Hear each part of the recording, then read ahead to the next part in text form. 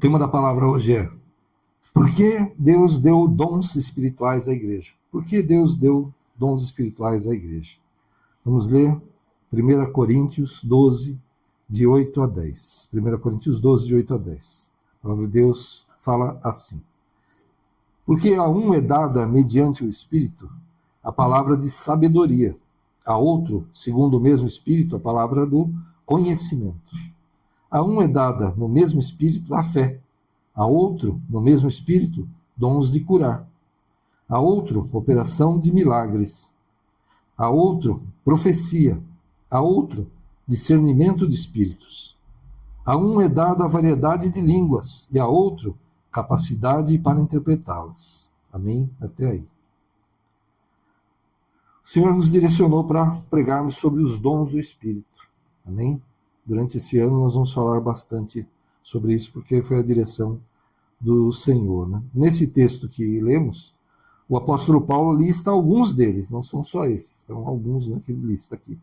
Sabedoria, conhecimento, fé, dom de curar, operação de milagres, profecia, discernimento de espíritos, variedade de línguas e interpretação de línguas. Então, por que será que Deus deu esses dons, né, para a igreja? 1 Coríntios, né, 12, 7. A manifestação do Espírito é concedida a cada um visando um fim proveitoso. Então, Deus manifesta esses dons em nós, né? Manifestamos esses dons do Senhor para um fim proveitoso, ou seja, para que nós possamos fazer aquilo que Deus determinou. Não é para a nossa vanglória, para o nosso orgulho, nosso ego, é para fazer a obra de Deus, né? Então, ter um ou mais dons não é para a nossa vaidade, mas para fazer algo útil para a obra de Deus, principalmente levar resgate e salvação. Amém? Que essa é a principal missão da igreja, levar o evangelho, levar resgate e salvação a todos, né? E o apóstolo Paulo, ele compara a igreja a um corpo humano e os dons como membros desse corpo, afirmando que todos são igualmente importantes e necessários. Ele faz muitas vezes essa comparação, né? O corpo, então, fala, o olho não pode dizer que ele é mais importante do que o pé, né? A mão do que o nariz. Porque o que faltar, vai fazer falta realmente, né? O que o olho vai fazer se não tiver os pés para levar, né, para os lugares para você poder enxergar as coisas, né? Você vai ficar paralisado ali, então. Todos os membros, todos os dons, não importa o que você faça na obra de Deus, tudo que você faz para Deus, direcionado por Deus, tem a mesma importância. Quem prega, quem ensina, né, quem é mais importante? Não, pode estar numa posição de mais destaque, mas na verdade não. Jesus mesmo falou que aquele que quer ser grande, aquele que quer ser o principal, ele tem que servir a todos. Olha só o ensino de Jesus. Então você pode até ter destaque, mas na verdade todos são importantes. Os que aparecem e os que não aparecem. E muitas vezes os que não aparecem, que preparam todas as coisas, né? Que chega lá alguém para pregar a palavra, mas a igreja está limpa, está arrumada, está iluminada, né? Está com o som preparado, está com todas as coisas ali arrumadas para que se possa pregar a palavra. E se não tivesse nada disso, talvez nem fosse possível pregar a palavra. Então, tudo que fazemos para o Senhor, com esses dons que Ele nos dá, não importa qual dom, o que você está fazendo para o Senhor. Se Deus está te direcionando, se você está fazendo para Deus, é importante da mesma forma. O Senhor não dá todos os dons a uma só pessoa. Tem pessoas que têm vários dons, mas não todos os dons, né? Ele distribui a muitos. Então é necessário trabalharmos em união. É um agir coletivo para cumprir o nosso envio, cumprir o plano de Deus na Terra. É interessante, né? Por isso que é necessário termos humildade, mansidão, domínio próprio, amor a Deus e ao próximo. Como que a gente vai estar em união? Como é que a gente vai fazer as coisas em conjunto se não tivermos essas atitudes, né? E o que é isso? É o fruto do Espírito. Então, para que nós possamos exercer os dons, fazer a obra de Deus, nós temos que ter o fruto do Espírito manifesto em nós. Então, por isso que Deus fez dessa ordem, né? O ano passado nós falamos bastante do fruto do Espírito. Fizemos jejum, clamamos ao Senhor para que esse fruto se manifeste em nós e através de nós. E agora ele está falando dos dons. Então nós vamos usar o fruto para manifestar dos dons de Deus, para que a gente possa fazer a obra do Senhor, né? Assim como o amor é o fundamento do fruto do Espírito, né? A base de tudo ali é o amor, eu entendo que a sabedoria é a base dos dons. Porque até para ajudar as pessoas, eu preciso de sabedoria, preciso de direção do Senhor. Porque muitas vezes a pessoa está passando por um problema, mas Deus está querendo ensinar alguma coisa para ela. E você tenta ajudar, você está atrapalhando Deus. Olha só, é estranho isso, né? Mas é verdade. Eu preciso de sabedoria até para ajudar as pessoas, de direção do Senhor até para ajudar as pessoas. Então, eu entendo que a sabedoria é a base de todos os dons, para que eu possa levar cura, para que eu possa ajudar a pessoa de alguma forma, para que eu possa falar com essa pessoa, eu preciso de direção e sabedoria do Senhor, sempre.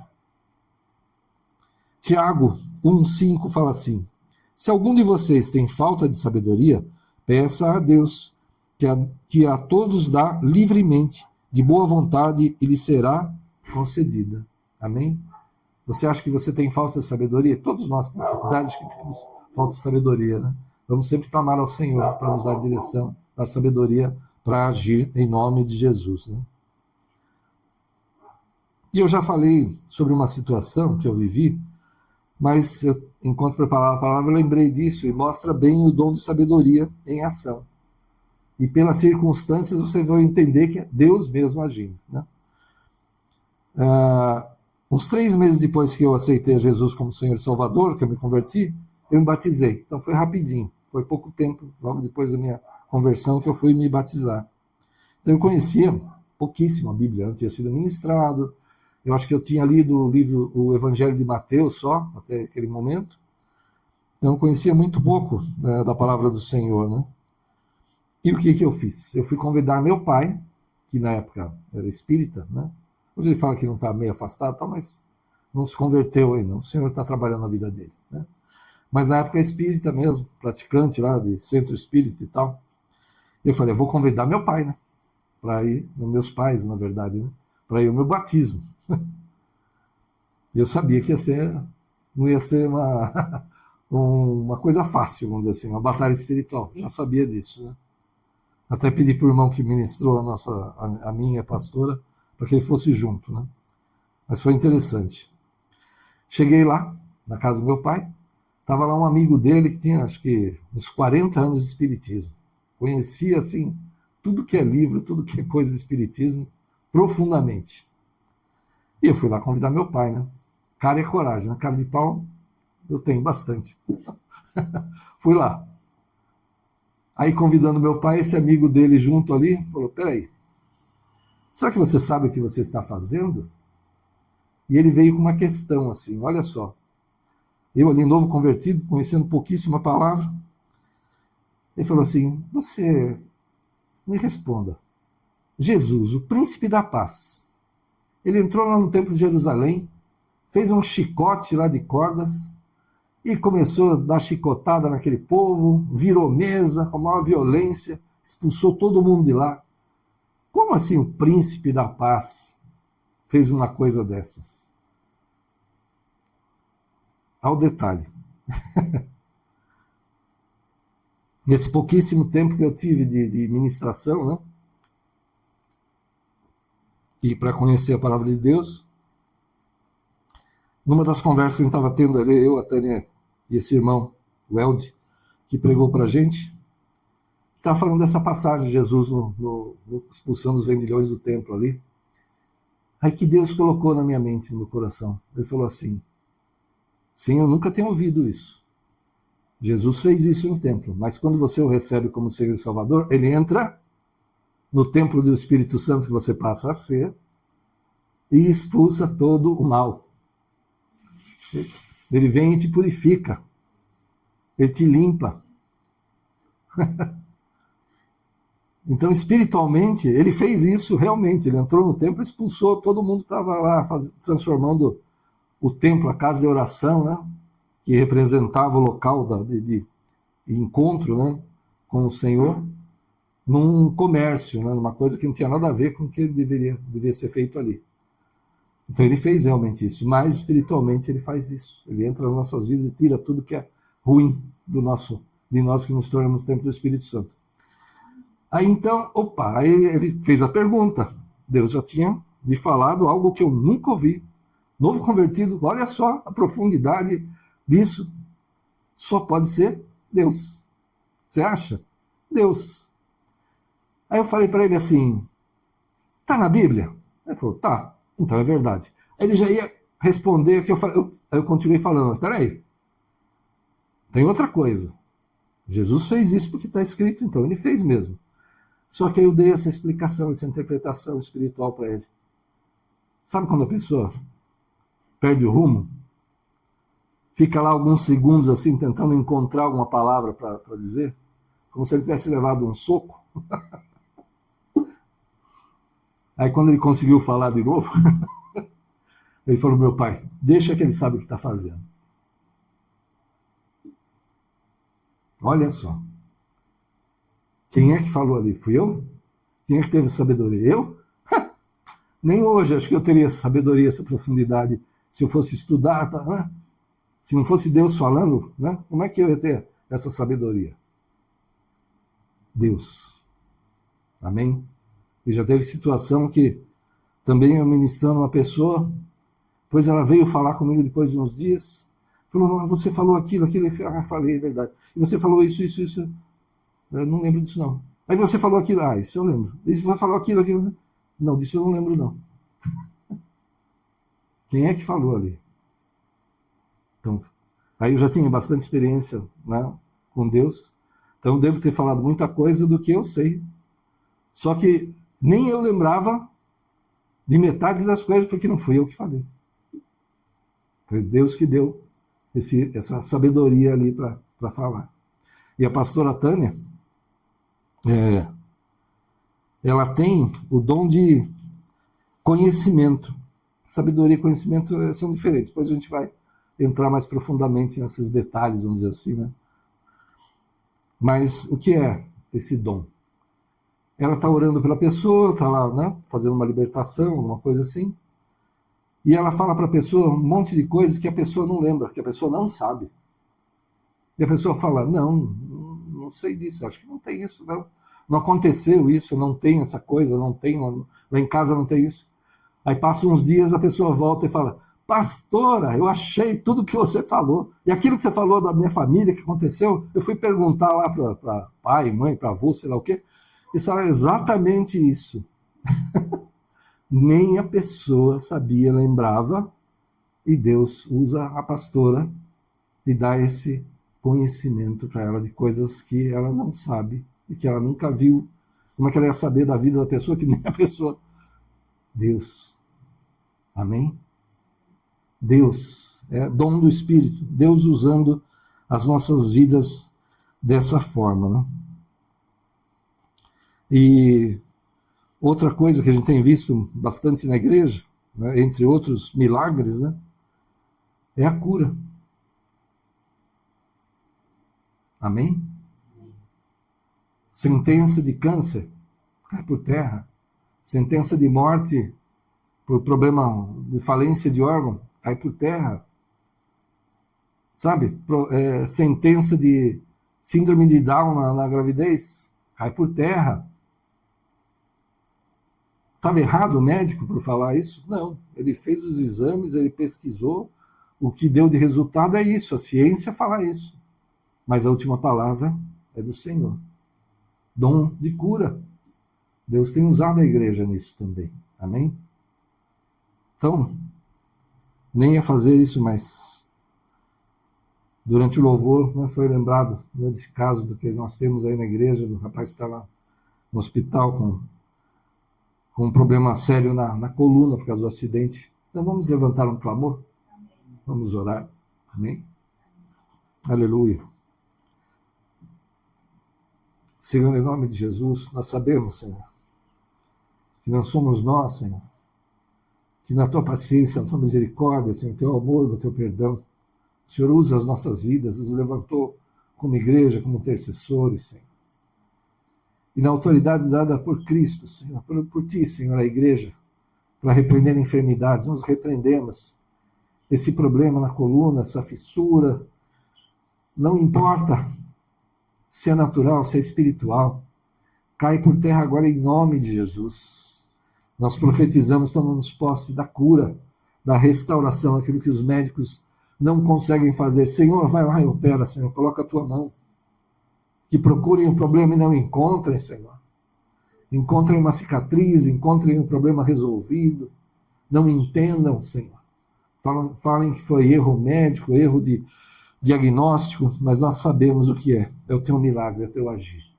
Nós repreendemos todo espírito que vem para roubar, tirar as forças, paralisar, cai por terra agora em nome de Jesus. Fora, sai dessa vida, sai dessa família agora em nome de Jesus.